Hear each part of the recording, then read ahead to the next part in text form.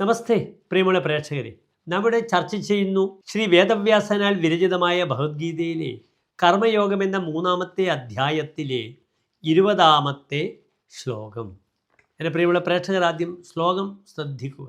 കർമ്മണേവ he സംസിദ്ധിം ആസ്ഥിതാ ജനകാദയഃ ലോകസംഗ്രഹമേവാപി സമ്പശ്യൻ കർത്തുമർഹസി.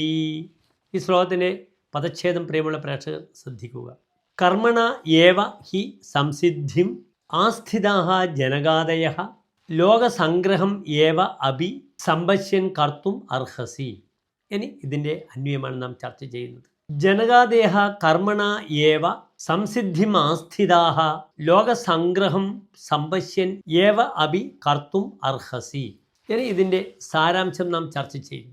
ജനകാദി രാജർഷികൾ കർമ്മയോഗത്തിലൂടെ തന്നെ പരമമായ മോക്ഷപദത്തെ പ്രാപിച്ചു.